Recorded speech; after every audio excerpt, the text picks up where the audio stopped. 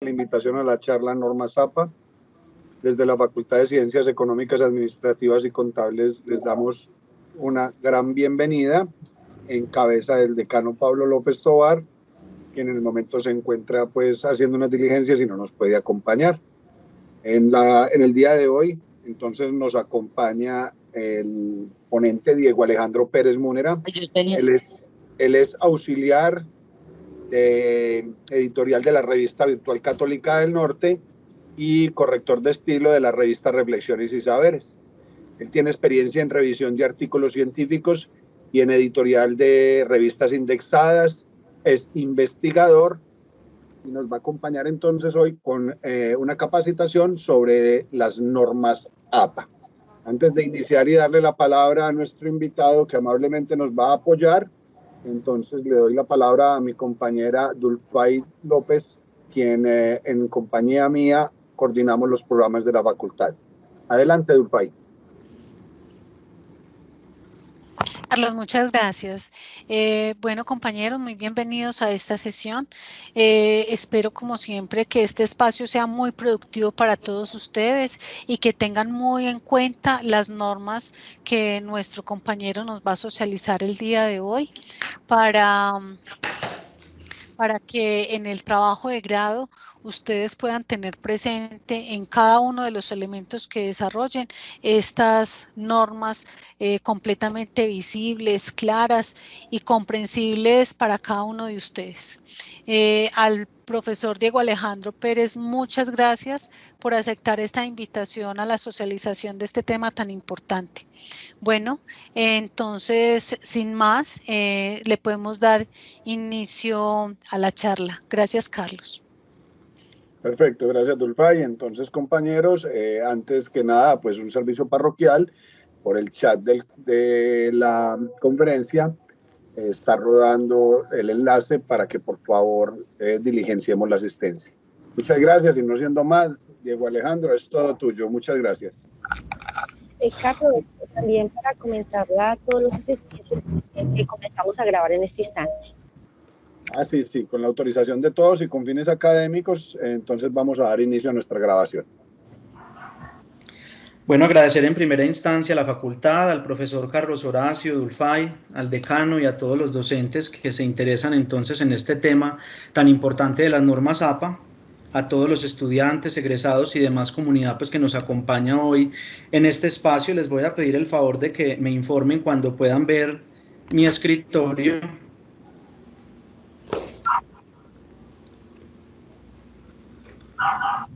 Ya se está viendo en este momento. Perfecto, listo. Entonces ya el profe había hecho una presentación para los que están ingresando. Yo soy Diego Alejandro Pérez Múnera, comunicador social de la Universidad Católica Luis Amigó, y desde hace 3 años estoy acompañando la revista virtual Universidad Católica del Norte y Reflexiones y Saberes como corrector de estilo y asistente editorial de la Fundación Universitaria Católica del Norte. Y me han hecho la invitación entonces a que hagamos un acercamiento, un recorderis para los que de pronto ya manejan un poco el tema de las normas APA, no solo para los que se están acercando a la construcción del trabajo de grado, sino porque pues, los docentes que están aquí presentes y muchos de ustedes estudiantes cuando ya estén en el mundo laboral, muchos seguirán en la academia, en la investigación y siempre van a tener la necesidad de producir, de hacer producción científica por medio de artículos, de capítulos de libros, y vamos a tener la necesidad de acercarnos a estas normas. Voy a tratar en este tiempo de abarcar lo más importante, de pronto va a ser mucha información, pero les quiero dar la tranquilidad de que luego podemos, con los docentes Dulfay y el profesor Carlos, si quieren, podemos hacer otra serie de talleres un poco más específicos, una capacitación solo para citación, otra para referencias, y les dejaré mi correo electrónico para si alguno tiene alguna duda que no podamos solucionar hoy o necesita ya directamente acompañamiento en su texto, yo estaré siempre disponible para ustedes.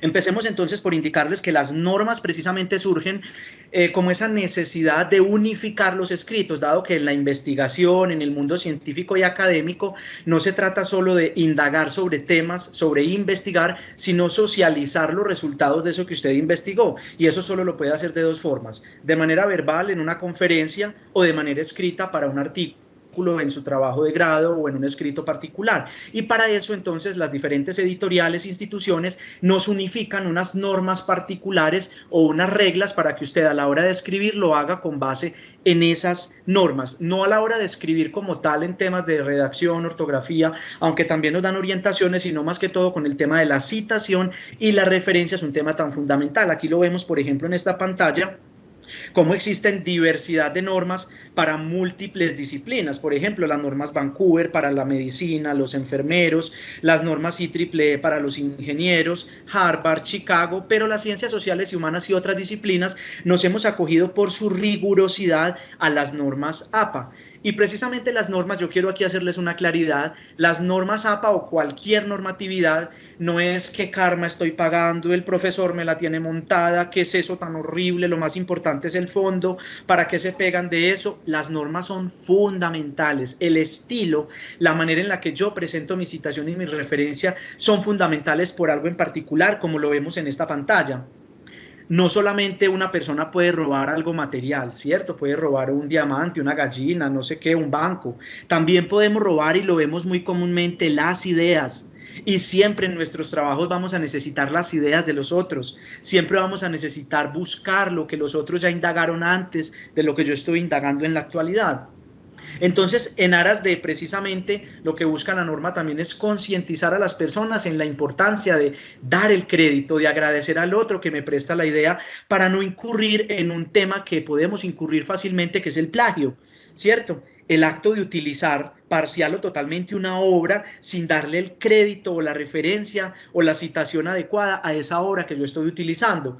Asuntos legales incluso nos pueden llegar a ocurrir si nosotros hacemos plagio, y puede ser un plagio con intención y un plagio sin intención. ¿Cómo así, Diego, que sin intención o con intención? Unas veces pues podemos decir, no, el profesor qué tiempo se va a poner de revisar 40 trabajos, él no se da cuenta que esto lo copié y lo pegué. Intención, tuve conciencia de que no lo debía hacer y aún así lo hice. Sin intención, como a veces no conocemos la norma, por ejemplo, más adelante lo vamos a ver, las citas de más de 40 palabras no llevan comillas, pero tienen una sangría izquierda. Si a mí se me olvida la sangría y como no va en comillas, ya estoy incurriendo allí en una incorrecta citación, lo que me puede generar problemas. No fue intencional, es que se me olvidó hacerle la sangría, pero podemos incurrir. Por eso es tan importante tener en cuenta estos detalles, y más ahora que las instituciones, por ejemplo, nosotros en la Católica del Norte, ya contamos con un software de similitud que se llama Turnitin, en el cual el docente sin ningún problema sube su trabajo, lo cuelga en esa página y él en 3 minutos le dice, vea, este trabajo tiene el 80% de similitud. ¿Qué quiere decir? Que el estudiante no citó bien, o simplemente citó muy bien, pero no hizo un trabajo de análisis, solo copió y pegó un montón de citas, un listado de mercado y de citas muy lindo, pero a la final no hizo nada. Entonces esto es para hacerles entender que la norma es fundamental, porque también ya tenemos unos software que nos permiten validar cuando hacemos ese plagio con intención o sin intención. Por eso es tan importante tener en cuenta la citación. Y nos vamos a acercar entonces a las normas APA. Las normas APA vienen de la Asociación Americana de Psicólogos. Ellos en su grupito, en su gueto, en su particularidad definieron para los psicólogos, para los psiquiatras, tener una norma. ¿Qué pasó? Que esta norma fue creciendo y se fue visibilizando en el mundo, y con un rigor académico y un estilo particular, las demás ciencias dijeron, acojámonos a esa norma. Yo sé que muchos de los que estamos hoy aquí en el colegio, en la universidad, si hicimos otros pregrados, pues nos tocó trabajar con las normas ICONTEC. Ahora nos acomodamos a estas normas particulares que vienen de los Estados Unidos. Recordemos que veníamos en una 6ª edición, se demoraron 9 años para hacer un cambio, y viene la 7ª versión que la lanzan al público en octubre del año 2019. Afortunadamente los cambios no fueron sustanciales, 7 cambios muy pequeños. Lo que hizo la norma en esta nueva versión fue traer más ejemplos, ilustrar más para que la gente entienda cómo se usa, pero no son cambios, y lo vamos a ver en esta conferencia, muy abismales. ¿Qué tenemos nosotros? Estamos trabajando sobre la 7ª edición del inglés, porque todavía no tenemos la versión en español, que sería la 4ª. Manual Moderno, que es la editorial mexicana, que tiene la autorización para hacer esta versión, pues se demoran haciendo la traducción, y por temas de pandemia se ha demorado un poco más el asunto. Entonces lo que les vamos a presentar hoy aquí son las normas APA 7ª versión, inglés, que las universidades han hecho su propia traducción. Los que han podido conocer en algún momento la norma, es un petete, es un libro grandísimo, que tiene incluso indicaciones de cómo escribir, cómo usar mayúsculas, estilo ortotipográfico, qué secciones tiene una revista, pero nos vamos a centrar en tres grandes: citación, estilo y referencias, sobre todo en las dos últimas. ¿Por qué? Porque el estilo varía más dependiendo de la editorial y de las instituciones, y el estilo tiene que ver con cómo presento yo mi texto, qué fuente utilizo, cuál es el interlineado, cuál es la fuente, cuál es el como numero, y la citación tiene que ver con la cita dentro del texto, cómo le doy el crédito a los autores cuando los utilizo dentro de mi texto, y las referencias, pues eso es el listado final en el que yo utilizo o presento más información de la fuente, la información completa, para que el lector pueda ubicar lo que tenemos que darle como mayor importancia y prelación, y es la citación. Y eso de la citación precisamente nos permite darle el crédito a esos otros autores que yo utilizo. ¿Por qué citamos? Por muchas opciones, pero vamos a dar tres fundamentales. Uno, para ayudar al lector a contextualizar el texto, es decir, para que quede claro cuáles investigadores a mí me influenciaron. Ningún texto, a menos que sea pues un trabajo de clase en el que a usted el docente le diga, haga un análisis usted nomás solito, pero todos los textos siempre van a necesitar un investigador o muchos investigadores que le ayuden a usted. De hecho, la gran mayoría de textos llevan una sección de marco teórico y una sección de conclusiones. ¿Qué quiere decir eso? Que yo necesito en ese marco teórico presentar muchos autores o muchas referencias que investigaron lo que yo estoy investigando antes que yo. Y en la discusión, pues yo tengo que empezar a discutir mis resultados con los resultados de los otros. Puede que coincidamos o puede que yo encuentre algo diferente, que sea una innovación. O para ustedes en los trabajos de grado siempre habrá un marco conceptual, marco teórico, entonces siempre vamos a necesitar de otros autores. Uno, la ciencia es colaborativa, ¿cierto? Siempre necesitamos otro autor que nos sustente una idea nuestra, que nos fundamente una hipótesis. Entonces es importante que nosotros además también utilicemos muy bien estas citas, porque si alguien va a revisar nuestro texto, pues a él le va a servir también esos antecedentes fundamentales. Si alguien me está leyendo a mí, es porque le interesa mi tema y quiere ver qué autores utilice yo, y posiblemente vaya a utilizar mis autores o me vaya a citar a mí. Entonces miremos que eso es una cadena de compartir, de colaborarnos como investigadores, como pares, como compañeros, y por eso hay que citar bien, para dar el crédito, para respetar al otro y para seguir aportando a esto de que la ciencia y la producción académica es un trabajo colaborativo. Hay dos criterios en los que yo siempre hago énfasis. Uno no cita lo que le da la gana, no debería citar lo que quiere, simplemente por facilidad. Dos criterios para citar bien.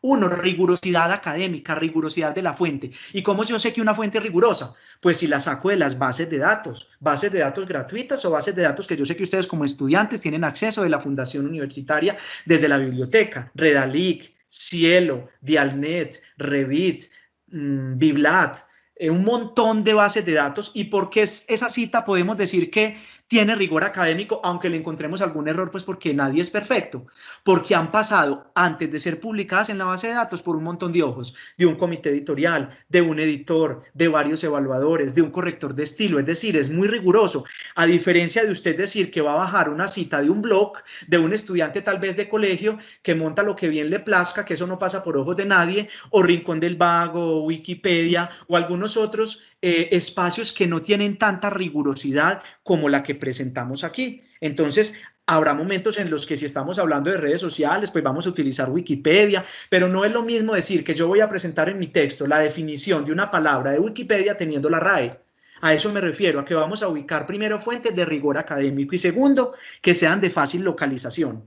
Es decir, el lector, si yo al lector le presento en mi texto o en mi tesis 15 referencias, que el lector, si quiere buscar las 15, las encuentre, ya sea en internet o en una biblioteca, pero no podemos utilizar referencias de un libro que yo escribí, lo tengo en mi casa, pero no llega a ninguna parte. Entonces ahí estoy cerrándole la posibilidad al lector, eso lo veremos más adelante, pero es muy importante que todas las referencias que usted presente sean de fácil localización y la persona que quiera abrirla o consultarla la encuentre de manera fácil. Ahora sí, ¿qué es una cita? Una cita simplemente es un extracto, es una expresión parcial de ideas que yo tomo de una referencia. Es decir, yo para mi tesis estoy leyendo varios libros. De un libro yo ya tendré alguna metodología que me enseñó mi profesor de investigación. Hago bitácoras o hago una ficha de lectura, bueno, no sé. Y yo saco extractos. ¿Y por qué decimos que son expresiones parciales? Porque hay personas que tienen la conchudez, y digo conchudez, de poner una cita de una página o toman 2 o 3 páginas. No, eso ya no es una cita, eso ya es un irrespeto para con el autor. Hay ocasiones en las que usted tendrá que ubicar mucha información, pero para eso tiene que pedirle un permiso expreso al autor, que él le mande una carta autorizándolo, pero las citas no deberían superar ni siquiera los 8 renglones, porque son eso, expresiones parciales que me van a soportar una idea o un análisis que yo estoy presentando. Y esa cita que yo tomo la puedo presentar de 2 formas. Cita textual, que es tomar tal cual, incluso con errores ortográficos, copio y pego de internet o de un libro, de una revista, o el parafraseo, que es a lo que más los estamos invitando. Que el parafraseo, ahora lo ampliamos, pero no es más que usted en sus palabras decir lo que el autor está diciendo, pero no en las palabras de él, sino en las suyas. Las citas, ya sea parafraseo o ya sea la literal, la que yo tomo textual, tiene 3 elementos que me está señalando esta manito que no podemos olvidar. Autor, año y página. Digamos que esa es la triada por excelencia para yo poder indicar dentro del texto cuál fue la cita que presenté. Esa es mi fuente y la puedo presentar de 2 formas, una citación parentética o una citación narrativa. ¿Qué es la citación parentética? Es esta, que toda la información, estos 3 elementos, van entre paréntesis al final de la cita. ¿Qué es lo que yo quiero? Que lo primero que vea el autor es la cita. Le doy énfasis a la cita y al final que ubico, lo vemos aquí, el apellido, el año y la página. Una claridad, un error que cometemos mucho, hay que unificar los apellidos. No podemos presentar Arias 1985 en el texto y en el listado de referencias final Arias Pérez 1985, porque dirá el lector, ¿será que se le olvidó poner aquí en el texto Pérez o será que el de las referencias es otro y no lo situó en el texto? Entonces, si utilizo 2 apellidos en el texto y en el final en el listado. Si utilizo uno. Lo mismo con el tema, por ejemplo, de la ortografía. Hay Hernández que no llevan tilde. Hay González que son ZZ, González que son ZS, González que son SZ. Entonces, no vamos copiando por copiar. Dentro de la importancia de la citación también está el ubicar la ortografía completa y real como está en el artículo o en el libro que estamos ubicando. Ahora, la citación narrativa, ¿qué es? Yo estoy diciendo en la narrativa, estoy presentando la información del autor antes que la cita, caso contrario a la primera. Miren aquí, yo estoy diciendo, así lo expresa Hernández. Pero como yo ya nombré el autor, inmediatamente después del autor voy a ubicar el año entre paréntesis. Y después de la cita ubico la página o las páginas. ¿Qué sucede? Que también es otro error. Ubicamos después del año los números de páginas. No, los números de páginas siempre irán al final de la cita. Ahora, esta citación narrativa tiene otra opción y es que yo este año lo haga parte de mi texto. Miren el ejemplo. En su escrito de 1996, Hernández, ya no tenemos que ubicar entre paréntesis el año porque ya lo hicimos parte de nuestro escrito. Entonces miremos que en cualquiera de los 3 ejemplos siempre vamos a tener estos 3 elementos. Pero ¿qué sucede? Resulta que aquí vemos las abreviaturas. P página, PP páginas, porque hay ocasiones en las que tenemos un pedacito de la cita en la página 38 y el resto está en la 39, o párrafos. ¿Qué sucede con párrafos? Que estamos utilizando mucho recursos digitales y a veces en los recursos digitales, páginas web o páginas, por ejemplo, del Ministerio de Colciencias, de MinCiencias, perdón, de la Presidencia, no tenemos número de páginas. ¿Qué podemos hacer? Ubicar el número de párrafos. Y hay 2 opciones de hacerlo. 1, hay algunos sitios web, muy pocos, que tienen un numerito al final o al principio del párrafo. Estamos ganados. Simplemente ubicamos aquí, en vez de la página, con esta abreviatura de párrafo, el número 4. Entonces, cuando él abra a Pérez 2018, simplemente busca el numerito 4. Pero ¿qué pasa? Y esto es para la gran mayoría de artículos donde no tenemos número de página. Aquí, como vamos a ver en el ejemplo, lo que nos permite a nosotros la norma APA es que ubiquemos el nombre de una sección. Vemos acá el documento, por ejemplo, de MinCiencias. Y yo estoy utilizando una parte que está por aquí al final. Estoy utilizando una cita, esta cita.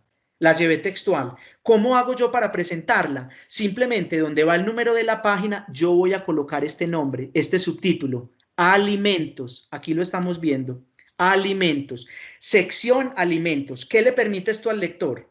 que cuando ingrese a ese documento que les acabo de mostrar tan largo, él no va a tener que leerlo todo, sino que simplemente va a la sección de alimentos y cuenta 2 párrafos. ¿Listo? Esto es muy importante. Recordemos que las normas APA siempre están pensando en el lector y ustedes cuando escriban también piensen en ese lector que le vaya a facilitar encontrar esas referencias. ¿Qué sucede cuando no tenemos número de párrafo y cuando no tenemos secciones? Y son documentos muy largos, no nos podemos quedar haciendo un trabajo de las 8 de la mañana y a las 10 de la mañana usted todavía 503, 504, no, ahí no lo cuente. Es la única opción en la que desaparece el número de página, pero siempre y cuando tengamos página o posibilidad de dar el número de párrafo, pongámoslo dentro de nuestra cita, porque eso le permite al lector ubicar con mayor facilidad. Esas citas textuales, esas literales, esas que yo copio y pego, tienen 2 opciones.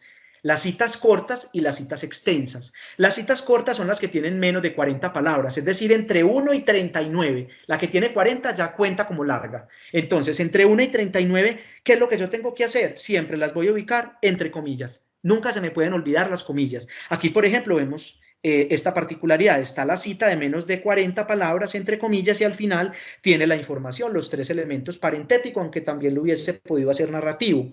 ¿Qué sucede y cuál es la diferencia con las que son 40 o más palabras? Miremos acá. Tiene que ir en un párrafo aparte, pero como no van las comillas, yo tengo que ubicarle una sangría izquierda completa a todo este párrafo de 1,27 centímetros. Es lo único que me garantiza. Recuerden que si no le damos la sangría, como no tiene comillas, correcta, incorrecta la citación. Y puede creer como que usted lo puso como si fuera suyo o como si fuera una paráfrasis, cuando no es una paráfrasis ni es suyo, es literal. Entonces, que nunca se nos olvide la sangría izquierda y ubicarlo en párrafo aparte. Que tiene también que va el punto al final de la cita, más no de la fuente. Mire que en la fuente no va punto. Uno siempre tiene que terminar con un punto final, un párrafo, pero cuando es una cita no nos piden un punto. Miren que en la corta no hay punto al final de la cita, pero en la larga hay punto al final de la cita, pero no al final de la fuente. Entonces recordemos, 1,39 palabras entre comillas, 40 o más palabras, párrafo aparte, sangría izquierda de 1,27, punto final de la cita, no punto final de la fuente. Y miremos que también tiene los 3 elementos que les había comentado. La paráfrasis, ¿por qué nos piden tanto la paráfrasis? Porque como ya nos están midiendo, yo no sé, acá los profesores luego me corregirán, pero en la gran mayoría de instituciones le dicen al estudiante, cuando usted entregue su trabajo de grado lo vamos a pasar por Turnitin. No puede superar, la gran mayoría de instituciones están entre el 25 y el 30% de similitud. Si su artículo tiene más de ese porcentaje, usted... ¿qué hizo?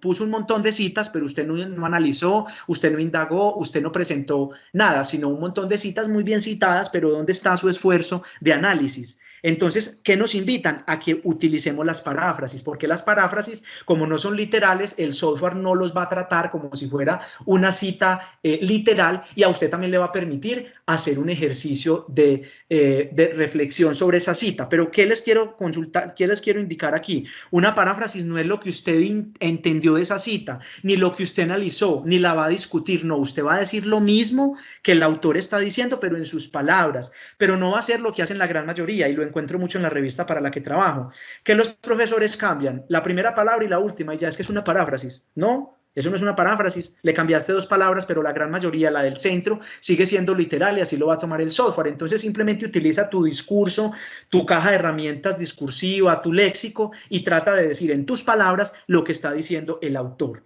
Y siempre vamos a tener que utilizar la cita. ¿Por qué? Porque aunque están sus palabras, usted tuvo que haber sacado eso de otra parte. Entonces usted no se tome atribuciones, que porque como no es una cita nadie se da cuenta. No, sí se dan cuenta. Entonces usted lo único que hace es ubicar también el autor, indicando que esto es suyo en sus palabras, pero que lo tomó, en este caso de CACU 2009. ¿Qué nos indica la norma APA? Que demos el número de la página. No es una obligación, pero ¿por qué el número de la página? Porque es que usted igual está haciendo una paráfrasis de una cita que sacó de una página en especial. Entonces dele la posibilidad a su lector, recordemos, piensan siempre en el lector, de que si él no quiere quedarse con lo que usted escribió parafraseado, sino que quiere ver lo original, pues entonces él ya sabe que va a la página 15 y va a ver el contraste. Entonces, siempre que tengamos la posibilidad, aunque sea una paráfrasis, demos el número de la página o del párrafo. Si no, no hay ningún problema porque no es obligatorio, es solamente pensar en el lector. Hay unas precisiones en las citas, es decir, yo puedo intervenir las citas.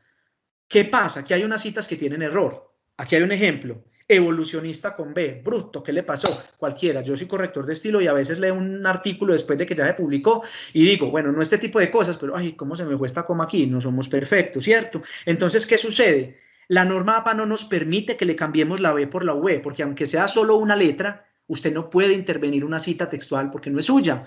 Entonces, ¿qué es lo único que nos ofrecen? Esta palabra latina que significa así, es decir, este SIC da cuenta de que la palabra anterior, la palabra que le precede, tiene un error. Entonces usted entre corchetes ubica SIC en cursiva. ¿Qué es lo que hace? El error sigue, pero al menos usted se cura en salud y le dice a su lector, yo al menos encontré el error. No lo pude corregir, pero bueno, no importa, al menos lo leí, lo encontré y dejo esta salvedad. Muchos dirán, ay, ¿eso para qué si el error sigue? Pero bueno, es una formalidad de demostrar que usted leyó y que por respeto, pues le demostró a su lector que usted, aunque no lo pudo cambiar, encontró ese error. Pero siempre lo debemos ubicar, este SIC.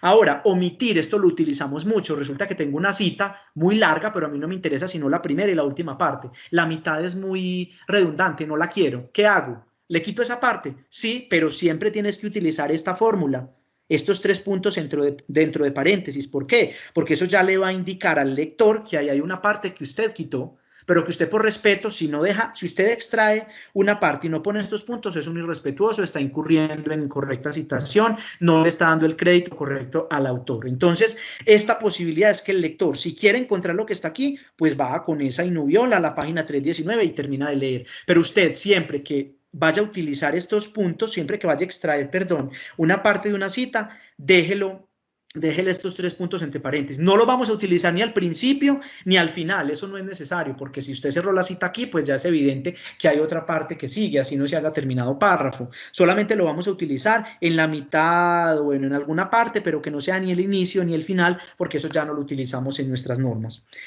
Insertar material. Resulta que yo estoy hablando de esta cita y mi texto habla de los juegos infantiles, pero esta cita es muy general, de los juegos.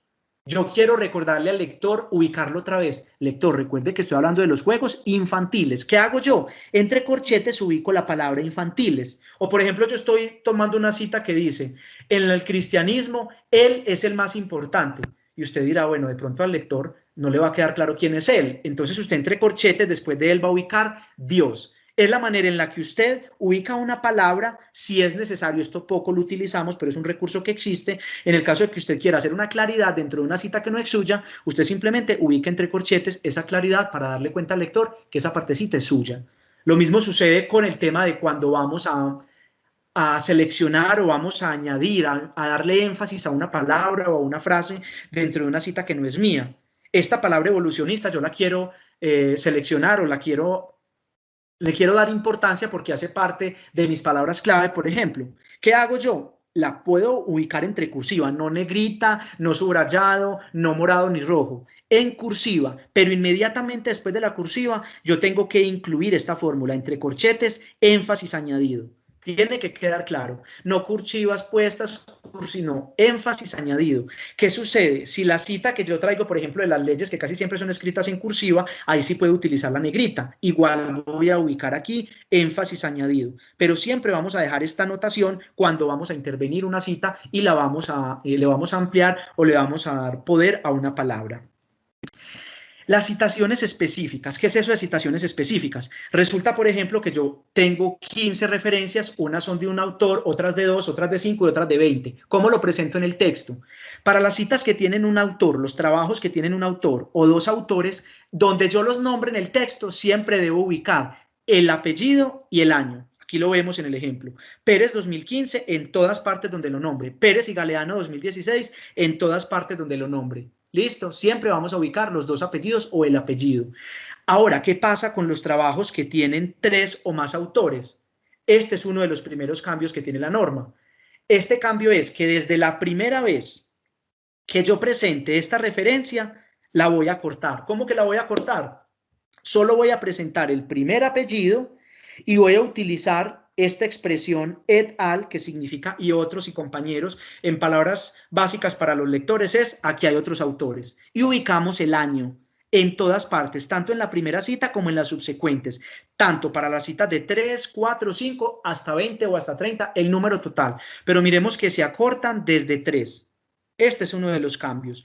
¿Qué tenemos que tener aquí en cuenta? Este símbolo que vemos en pantalla de inglés lo vamos a utilizar para las publicaciones precisamente en inglés. Las demás publicaciones, español, italiano, mandarín, cualquiera que se les ocurra, siempre las vamos a enlazar con la Y. De resto, este símbolo solo lo utilizamos cuando presentemos publicaciones en inglés. De resto, siempre lo vamos a enlazar con la Y. No es eso de que entre paréntesis va con Y y por fuera va con el símbolo, no. Siempre vamos a utilizar Y para todas las publicaciones distintas al inglés donde vamos a utilizar este símbolo. Pero aquí hay una particularidad que luego se las explico pues más en detalle, pero no se me van a enredar, igual las dejo porque es importante. Resulta que aquí tenemos unas citas donde hay 4 autores y 3 autores. Y como me dicen que la tengo que acortar, aquí ¿por qué no la corté? Resulta que es que Pérez es un autor fundamental en mi texto, pero Pérez publicó un artículo con Ramírez, Galeano y Jiménez, un libro con Ramírez, Ortega y Galeano y un artículo de periódico con Galeano y Ramírez. Aquí no puedo acortar. ¿Por qué? Porque si yo pongo Pérez et al, pues el autor no va a saber si Pérez et al fue de esta, o de esta, porque mire que tienen el mismo año. Entonces, ¿cuándo acorto yo?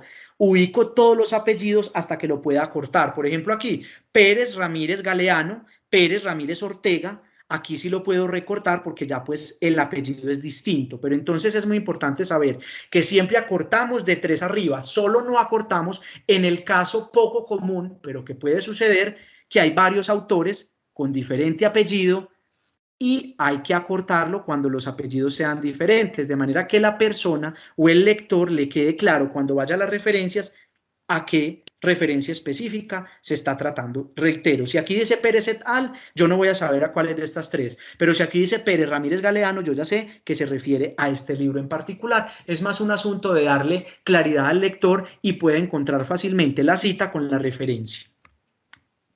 Hay unas citaciones también específicas. Resulta que usted puede tener autores con el mismo apellido, aunque el nombre sea distinto. Pérez Alejandro y Pérez Diego. ¿Qué dice la norma APA? Siempre en el texto vamos a ubicar solo el apellido, pero para estos casos poco comunes, pero que se encuentran, ubicamos la inicial. Se nos permite ubicar la inicial en el texto a Pérez y de Pérez para que él pueda distinguir, aunque los años sean distintos, pero entonces APA permite que usted le dé más claridad, se lo dé pues así masticadito al lector, y al lector entonces va a ser más fácil encontrar la referencia si tiene esta inicial. Pero resulta que yo tengo un autor que es el mismo y tengo 2 referencias del mismo año. Alejandro Pérez, yo por ejemplo escribo mucho de comunicación iglesia y necesito a este Alejandro Pérez porque él escribe mucho de comunicación iglesia, pero resulta que las 2 referencias que tengo, una es un libro y uno es un artículo y todas son de 2016. Si yo en el texto dejo Pérez 2016, el lector igual, cuando venga la referencia dirá, pero ¿a cuál de las 2 se refiere? ¿Al libro o al artículo? En este caso, cuando tenemos el mismo autor con el mismo año, vamos a utilizar los sufijos cuantas veces sea necesario. Entonces aquí vemos que tenemos 2016A y 2016B. Lo mismo hacemos en el texto. Donde lo nombremos tiene que ir con el sufijo. De manera que el lector al ver aquí 2016A, pues inmediatamente ubica que es este libro 2016A. Muy importante. Esta última parte la estamos utilizando mucho. Resulta que hay ocasiones en las que usted no tiene ni que hacer citaciones, ni tiene que hacer paráfrasis. Simplemente usted en el texto está diciendo. En el tema de la contaduría pública se ha hablado mucho en los últimos tiempos de las NIP, según varias investigaciones. Cuando usted dice según varias investigaciones, usted abre un paréntesis y va a ubicar esos autores que usted investigó sobre la contaduría pública y las NIP. ¿Qué sucede? Allí no tiene ninguna cita, no tiene ninguna paráfrasis, pero usted está dando referencia de qué autores hablan de ese texto. ¿Qué nos pide la norma APA? Que los ubiquemos entre paréntesis, que los dividamos por punto y coma y que los ubiquemos en orden alfabético. ¿Listo? Aunque no tengamos citas y aunque no tengamos paráfrasis, igual como los mencionamos, tenemos que tener la referencia completa en el listado final. Fuentes secundarias, no las usen. Las fuentes secundarias no son recomendables según la norma APA. ¿Qué es una fuente secundaria? Resulta que yo estoy leyendo un libro de Pérez 2016 y me interesó mucho lo que dijo Pérez 2016 de Barbero. No le dé pereza, vaya a las referencias y vaya ubique a Barbero. Solamente podemos utilizar estas fuentes secundarias cuando a Barbero o al autor que estamos encontrando en Pérez ya no lo encontremos en ninguna parte, porque el blog donde estaba colgado se cayó, porque la página desapareció, porque el libro único que había en la biblioteca se quemó. Es la única forma en la que vamos a utilizar esta fuente secundaria, con esta fórmula, como se citó en, no citado en, según tal, no, como se citó en. ¿Y cuál la referencia llevamos al listado final? Pues a Pérez, que fue la que leímos. A Barbero no, porque estaba dentro de Pérez. Pero le reitero, no las utilicemos a menos que sea estrictamente necesario porque la obra ya no existe.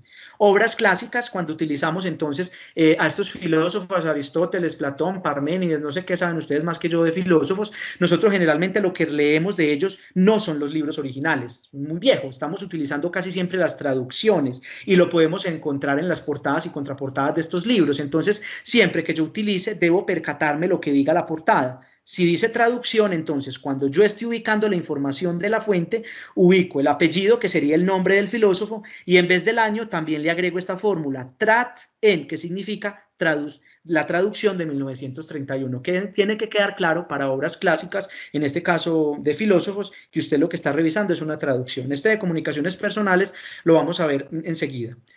Estas dos opciones, ¿qué pasa cuando no tenemos un autor?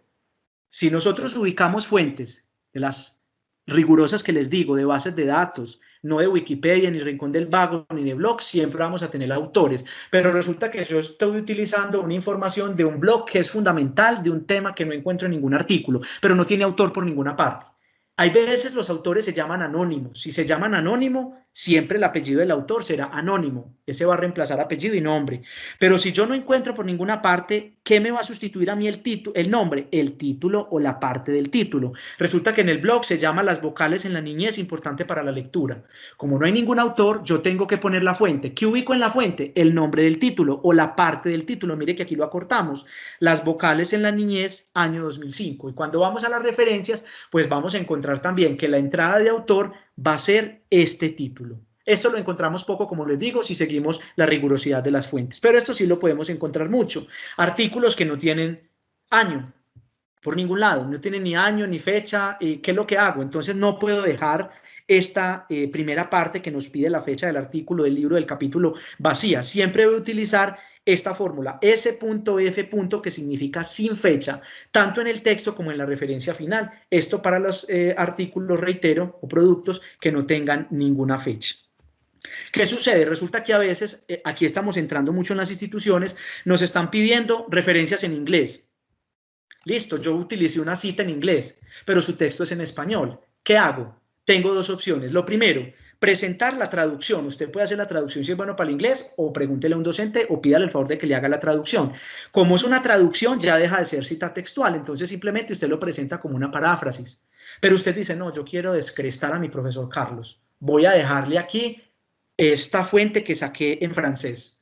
¿Qué sucede? Que aunque usted deje la fuente en francés, como lo vemos aquí, inmediatamente después de las comillas y entre corchetes, usted tiene que ubicar la traducción al español. O si usted está escribiendo en inglés y pone una cita de español, tiene que dar la transcripción a la traducción al inglés. ¿Por qué? Porque usted tiene que garantizarle al lector que el texto sea completo en el idioma en el que lo está escribiendo. Entonces, si usted va a dejar alguna cita que sea de otro idioma, la puede hacer por lo del caché, digámoslo, pero usted inmediatamente después de la cita, entre corchetes, debe ubicar la traducción. De manera que el lector, no todo el mundo sabe el idioma francés, pueda entender qué es lo que se diga, lo que se dice allí, y no tenga que ir a abrir el traductor de Google o buscar otra información en otra parte. Esta es una pregunta que hacen muchos los estudiantes, incluso los docentes. Yo puedo, por ejemplo, poner una fuente de la nota de clase de la profesora Dulfay, o yo hice una observación en un trabajo de campo, yo puedo ubicar eso. O me hicieron un comentario en la calle y yo lo tengo que poner allí porque es muy importante. No, para trabajos académicos siempre tenemos que tener una referencia que tenga un mínimo de datos recuperables, porque si yo, Diego, estoy leyendo un trabajo de ustedes, si ustedes ponen una cita a la profesora Dulfay, ya quedé listo, no lo voy a encontrar y tampoco te voy a llamar a decirte, ve, pásame la copia del cuaderno de tu curso con Dulfay. Imposible. Pensemos siempre en el lector, a menos pues que sean trabajos básicos de clase, que la profesora le diga puede utilizar lo que yo expuse o las diapositivas. Pero ¿qué pasa? Que sí podemos utilizar las diapositivas siempre y cuando estén colgadas en un sitio web. Ahí ya la podemos utilizar como referencia de diapositivas. Pero si es una simple nota en su cuaderno, no la debemos utilizar porque no es recuperable. El tema de comunicaciones personales sucede más para el trabajo de campo, cuando hacemos entrevistas, cuando hacemos encuestas, cuando hacemos una llamada telefónica, cuando grabamos una llamada, que generalmente lo hacemos en nuestro trabajo cuando vamos a presentar los resultados. ¿Qué sucede? Que la norma APA nos indica una forma de hacerlo, como lo vemos aquí, que es ubicar la información de la persona que nos dio la comunicación con la inicial del nombre y el apellido.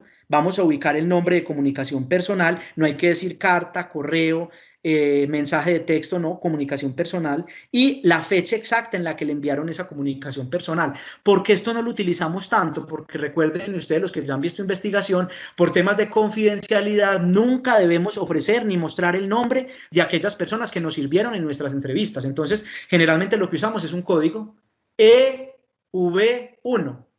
¿Qué es lo que sí tengo que hacer en una nota al pie? Tengo que delimitarle al lector: este código se utilizará para respetar la confidencialidad de los entrevistados. El código E significa entrevistados, la V significa vecindad y el número significa el número de la entrevista. Es decir, hay que sí decirle al lector qué significa el código, pero la idea es que usted no presente información por temas de confidencialidad, pero si lo pudiera hacer porque el entrevistado no tiene ningún problema, lo vamos a presentar como está aquí, con esta fórmula que nos ofrece Normas APA.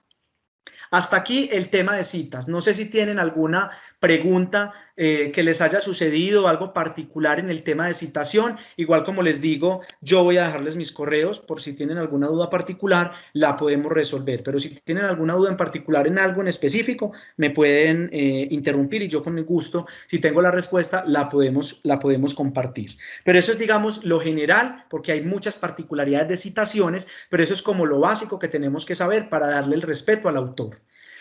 ¿Qué pasa? Que viene el listado final. Es decir, como yo en el texto lo único que presento es el autor y el año, aquí en el listado tengo que presentar la información completa, es decir, para que el lector pueda encontrar. Y recordemos que hay una diferencia. Una cosa son referencias y otra cosa es la bibliografía. ¿Qué es las referencias? Los textos que yo utilicé y mencioné en mi manuscrito. Es decir, si yo en mi manuscrito presenté 15 autores, tienen que haber 15 referencias y viceversa. Si yo tengo 15 referencias, todas tienen que estar nombradas en el texto, así sea solo mencionadas. ¿Qué es la bibliografía? Que unos docentes permiten, generalmente en trabajos de grado, que usted también ubique las bibliografías de aquellos textos que aunque usted leyó, que aunque usted consultó, no le sirvieron a la final, no los ubicó en su texto. Es la manera como de darle a usted también el respeto de, bueno, usted se dio la tarea de leerlo, ubíqueme qué leyó. A ver, de pronto le sube la nota o eso también le permite al otro, al lector, indagar sobre textos que aunque a usted no le sirvieron en definitiva, a él le pueden servir. Pero generalmente lo que siempre utilizamos son las referencias. ¿Y cómo las vamos a presentar? En el trabajo, la vamos a organizar en orden alfabético y que tengan una sangría francesa.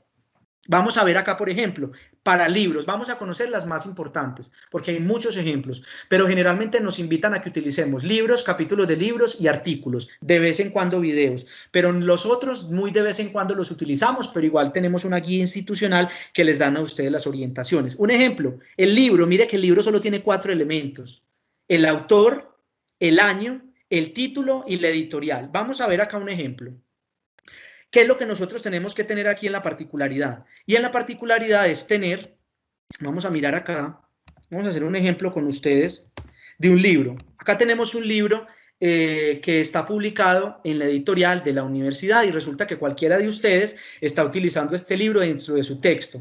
¿Qué debo tener yo en cuenta o cómo hago yo una referencia del libro? Entonces recordemos, ¿cuál es el primer elemento? Autor o autores. Vamos a buscar a mis autores, listo, aquí están. Entonces yo los llevo, los copio y los pego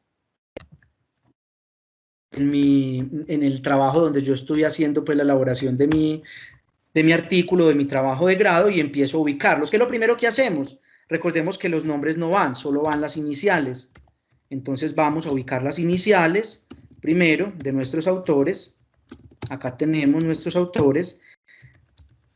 Las iniciales, recordemos que las iniciales van al final, primero van los apellidos, entonces ya ubicadas las iniciales, entonces vamos a ubicarlas al final de nuestros apellidos con una coma después del último apellido, coma iniciales, copiamos la coma, copiamos las iniciales, coma iniciales, copiamos las iniciales, coma iniciales, y ya vamos entonces a juntar estos autores con comas. Incluso vamos a poner coma antes del último autor.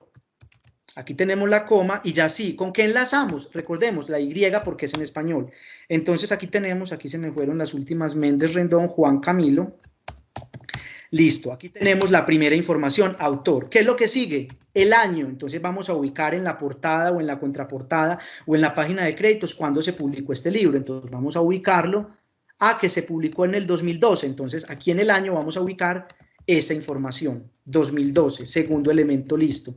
¿Qué elemento viene? El nombre del libro. Entonces vamos a copiar el nombre del libro que se llama El análisis lingüístico como estrategia de alfabetización académica. ¿Qué es lo que pasa con este título? Recordemos que en libros el título va en cursiva, no se nos puede olvidar. Entonces aquí lo que hacemos es que este título lo vamos a ubicar en cursiva.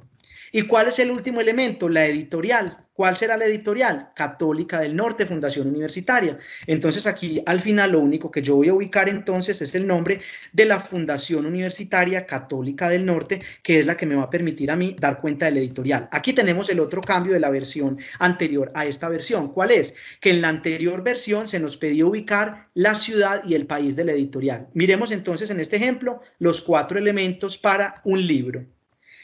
¿Qué sucede? Que ahora se nos permite que mencionemos hasta 21 autores cuando es un libro muy grande, pero generalmente cuando es un libro de muchos autores, nosotros lo que leemos es un capítulo del libro, pero hay veces que leemos el libro completo y pues tenemos que indicar la información completa.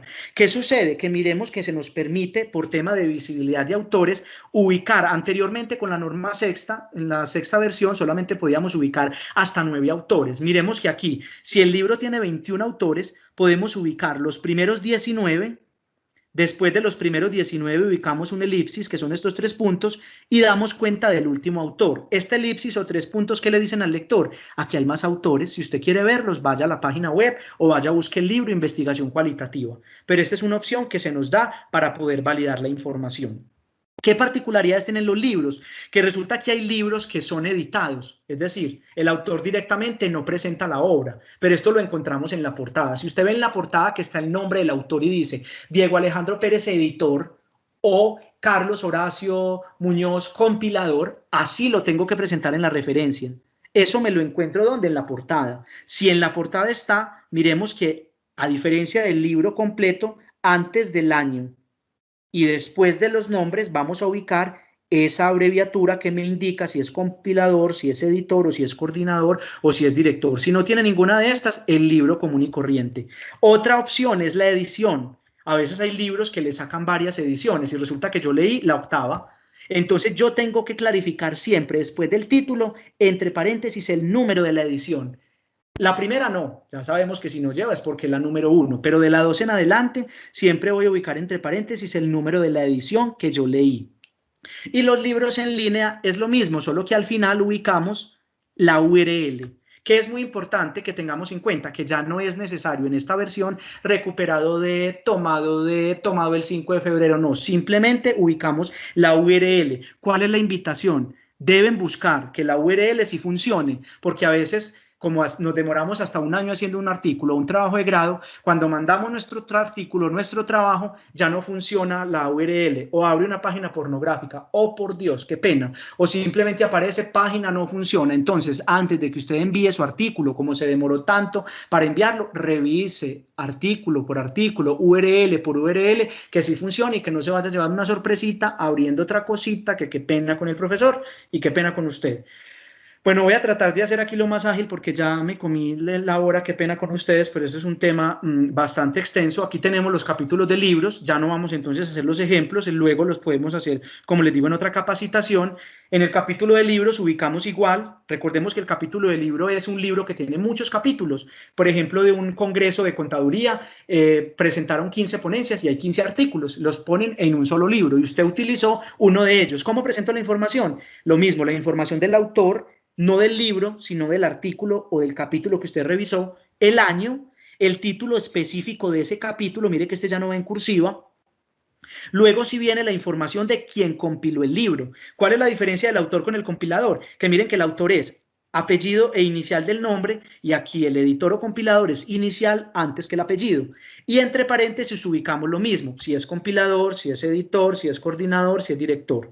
Después de una coma, ahí sí vamos con el nombre del libro completo en el que encontramos este capítulo, que ese es el que va en cursiva.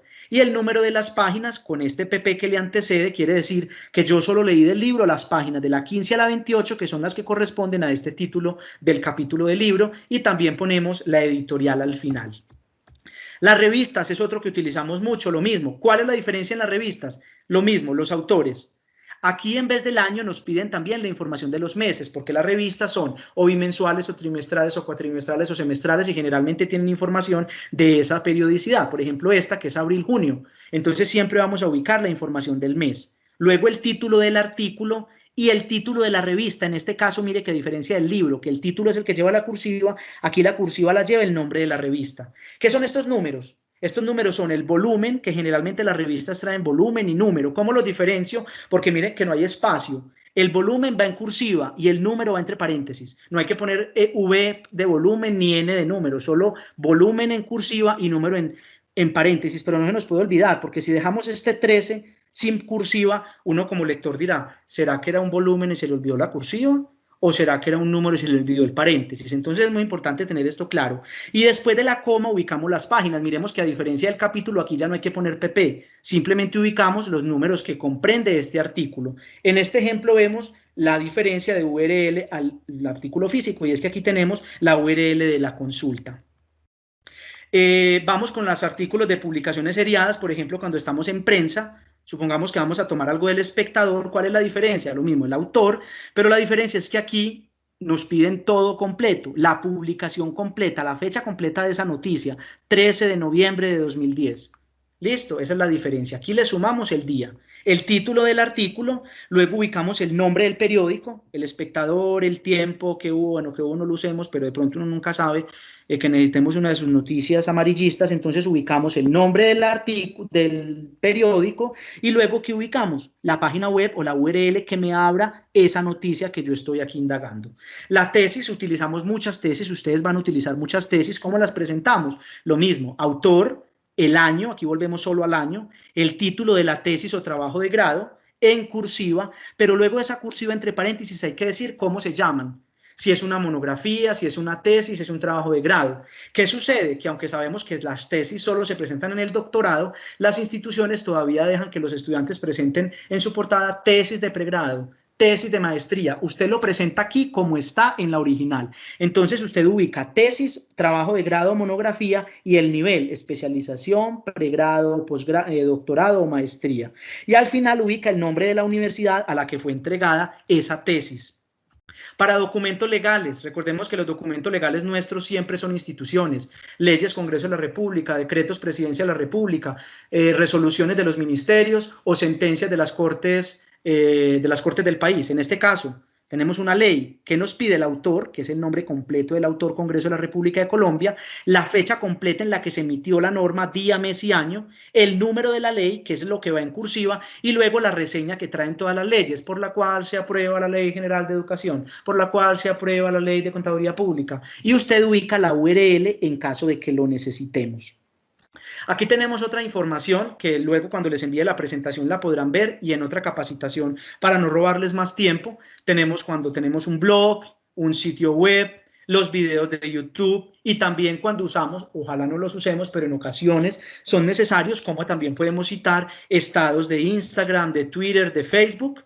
Ahora, para finalizar, las tablas y las figuras. Recordemos que solo podemos utilizar esos dos elementos. Las tablas, ¿qué tenemos que tener en cuenta? Uno, el nombre que va en negrita, el título, perdón, que sí dice tabla y el número, tabla 1, tabla 2, tabla 3, y el título de la tabla que va en cursiva. Luego ubicamos la tabla. Miren que solamente APA nos permite utilizar las líneas horizontales. No podemos sin usar líneas horizontales. Y al final vamos con una nota. ¿Qué es la nota? La nota es decir, uno, ¿quién hizo la tabla? Entonces, si la hizo usted, coloque autoría propia, o elaboración propia, elaboración del autor, y también ofrezca algunas particularidades de manera que el lector entienda. Por ejemplo, aquí, IC, uno como lector dirá, ¿y eso qué es? Entonces aquí usted tiene en esta anotación la posibilidad de darle cuenta al lector, si la tabla es muy confusa, de que entienda lo que está allí presentándose. Lo mismo sucede con las figuras. Aunque usted utilice una gráfica, una fotografía, una torta, no ubique el nombre de torta 1, gráfica 1, foto 1, no. Todo en APA se llama figuras, lo que es diferente a tabla. Pero mire que es lo mismo. Figura 1 en negrita, el número, el nombre en cursiva, luego presentamos la figura y al final también va una nota. En este caso dice tomado de Pérez 2013, hay que dejar la fuente. Si usted la tomó literal de otra parte, lo que hizo fue un recorte, tiene que dar la fuente original. Aquí al final ustedes van a encontrar cuáles fueron los 7 grandes cambios de esta norma. Uno, que pasamos de 2 fuentes a 5 fuentes. Otra, que ya acortamos las citas desde la primera vez cuando son 3 o más autores. La otra es que ya no vamos a utilizar el país y la ciudad, sino solamente el editorial. El otro cambio es que ya nosotros no necesitamos agregar la etiqueta recuperado de, sino simplemente la URL. También ya no necesitamos ubicar el DOI, recordemos que los artículos tienen DOI y antes ubicábamos el numerito DOI, ahora hay que ubicarlo es la URL completa, de manera que yo le dé clic y me abre el artículo. Ya antes podíamos solamente hasta 8 autores, ahora podemos presentar información hasta 21 autores y la información de las figuras, que antes presentábamos el nombre y el número debajo de la figura y ahora lo presentamos sobre la figura. Cuando ustedes vean esta presentación, pues podrán encontrar estos cambios más cercanos. Acá están las referencias de cada uno de los textos. Recordemos también, ya para finalizar, que cuando ustedes hagan una presentación, como lo vemos aquí, aunque sea una presentación, tenemos que darle el crédito. Entonces, mire que, por ejemplo, cada figurita tiene su fuente. Aunque sea una presentación, no son figuras suyas ni fotografías suyas, entonces vamos a darle la cita. Les reitero, voy a dejarles acá en el chat mi correo electrónico por si tienen alguna duda particular o necesitan una auditoría con su texto o les queda una pregunta que necesitan resolver, y yo siempre desde la coordinación estaré pendiente de lo que ustedes requieran, agradecerles por la invitación, pedirles excusas por estos 7 minutos más que me les robé y espero pues que hayan tenido un poco más de cercanía con estas normas que son fundamentales para nuestro diario acontecer académico. A ustedes muchísimas gracias y si tienen alguna duda adelante y si no, como les digo, estaré muy pendiente del correo para acompañarles. Diego, muchas gracias, bastante interesante. Sabemos que el tiempo es corto y es mucho lo que hay que despejar y explicar. Por aquí tenemos 2 personas que tienen levantada la mano, escuchamos a esas 2 personas y lógicamente ya quien tenga alguna duda en particular, pues nos contactará y le responderemos posteriormente. Claro sí. Primero lo tenía levantado Claudio Cartagena. Adelante, Claudio.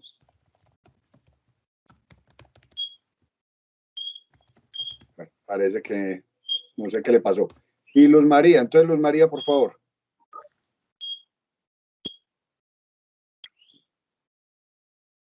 Hola, buenas noches. Entonces, ¿esta presentación la suben al diplomado con los datos del profe? Yo los datos se los acabo de dejar aquí en el chat, los 2 correos en los que me pueden escribir, y yo al profesor Carlos Horacio y a la profesora Dulfay les envío la guía institucional, que me imagino que esa ya estará pues ubicada, pero igual se las envío, y esta presentación, y ya ellos podrán hacer pues se les entregarán a ustedes de manera, no sé si por correo o lo montarán pero está disponible pues para que la puedan compartir. Vale, listo, gracias. Buenas noches, qué pena con ustedes. Mire, para enviarles el material que el profesor nos va a dejar, les pido por favor que diligencien el enlace de asistencia, porque con esa asistencia es que nosotros les enviamos el material correspondiente. Pues adicional, el profesor Carlos Horacio les subirá la presentación y demás que sea necesario al diplomado, y también lo enviaremos a los docentes de los cursos de trabajo de grado y demás para que también lo coloquen disponible en los cursos. Muchas gracias. Bueno, vamos a darle entonces por último la palabra a Sandra Patricia Ángel y daríamos ya por terminado así la intervención. Sandra Patricia, adelante. Gracias, profe. Le quería preguntar a Diego, cuando él mencionó que si al año uno presenta el trabajo de grado y va y revisa las URLs y ya no existe, sea el blog o el artículo, la página está rota, como sea, antes uno ahí, ¿qué hace? Bueno, de todas maneras, para los trabajos de grado, ustedes pueden llegar a una conversación con los docentes, porque igual ustedes tuvieron un trabajo inicial de consulta, hicieron unas guías, tienen una evidencia, pero la recomendación, sobre todo para artículos científicos, cuando ustedes estén participando en una revista, como tienen tanta competencia, como les hacen una rigurosidad, ahí lo que tienen que hacer es volver a buscar una fuente que sí sea recuperable, porque eso ya es válido para que usted no le reciban su artículo o simplemente le paren el proceso, porque hay otros que sí tienen las evidencias. Entonces, para el tema de trabajo de grado, creo que es más flexible, porque igual a ustedes les valoran que ya hicieron unas guías, que hicieron unas revisiones, pero para el tema de los artículos, a la fecha en la que usted lo entregue, la revista va a valorar mucho que todos los enlaces que usted presente funcionen, porque si no, eso ya sería como una causal para dar de baja su artículo. Pero en temas de trabajo de grado creo que hay más flexibilidad, por lo que le acabo de decir, porque ya han tenido un trabajo de investigación más riguroso. Pero en los otros trabajos hay que cambiarla. Si está rota, hay que buscar otra fuente que nos sustente la información. Gracias, Diego. Con gusto. Perfecto, no, Diego Alejandro, solo queda agradecerte de parte de la facultad. Muchas gracias. Fuiste muy claro, muy conciso y sabemos que podemos seguir contando contigo. Agradecerle también a Sergio, compañero de trabajo nuestro y tuyo más directamente, quien nos hizo este contacto y nos apoyó para esta charla. De mi parte, muchas gracias. Gracias a todos los participantes. Y Dulfay, adelante, puedes cerrar la charla. No, Carlos, yo creo que ya está dicho todo. Para todos una feliz noche y muchísimas gracias a nuestro compañero Alejandro por esta socialización tan especial. Y a todos, feliz noche. Espero que haya sido muy productivo todo este tema. Feliz noche, gracias a ustedes y quedo pendiente entonces para futuros encuentros. Que descansen. Gracias, buenas noches. Igualmente, que estén bien. Hasta luego, gracias. Feliz noche, hasta luego, muchas gracias por todo.